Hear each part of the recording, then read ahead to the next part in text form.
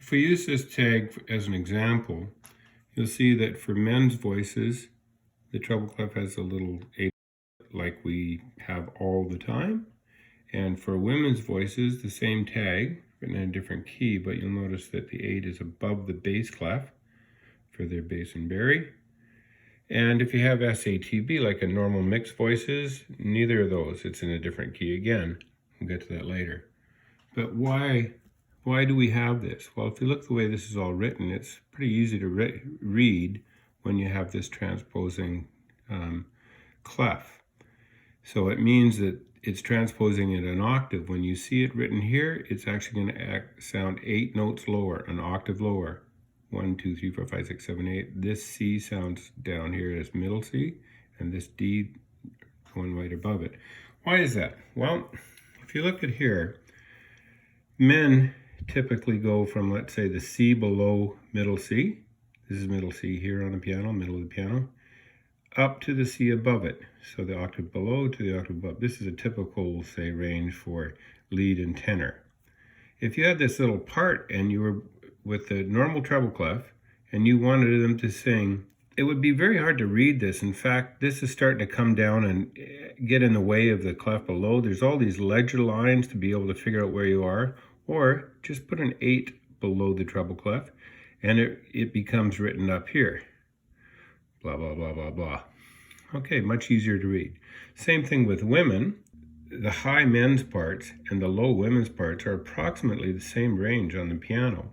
So the bass part, for example, could sing down to low C is not that unusual for a woman's part. Pretty low, yes. But that range, if you were to write it in an ordinary bass clef, would be written like this. So if you had a part that went, what do I got there? See, it's even hard to read with all those ledger lines, and they're getting in the way of the next clef above. So all these ledger lines puts that at G, F, E, F, G. It would be written like this. It'd be much easier to read. You don't need all these ledger lines, and you're not getting in the way of the staff above it. So that's why we use the transposing clefs, or the clefs, what are they called again?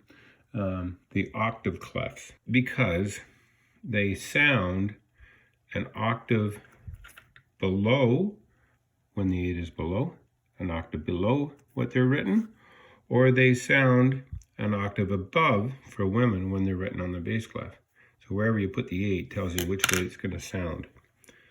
So now let's go back to these mixed parts again. Now that we know that, all 3 arrangements are actually the same. They're all written in the same spacing between the voices and so on. They're just in different keys. So how they do this in this particular one, and pretty common practice, is, let's say we said this is a C minor to start with, and it finishes in C major with a Picardy third. So let's just say we're in C minor to start with. And if you look at this one, it's an A minor, it's up a 6. So we go up 6 notes higher to accommodate the women's range better. And in mix, it's a compromise. It's somewhere in between. It's up a major third higher. It's in fact the identical arrangement, just done. It's just like blowing the pitch pipe in a different place. It's exactly the same. Everybody just sings the notes and the spacing between them all the same. It's just in a different range.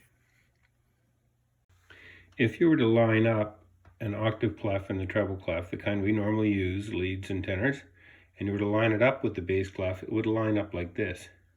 This G that you sing is actually this G in the bass clef.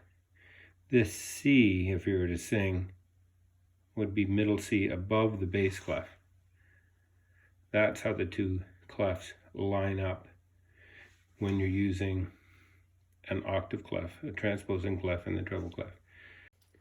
Otherwise, the 2 would line up like this, where you don't use a transposing octave clef. So the grand staff used to look like this, where the 2 staffs were joined together, but it was too hard to read, so they created 2 clefs by removing the center line, and that's why the ledger line above the bass clef is the same as the ledger line below the treble clef, middle C.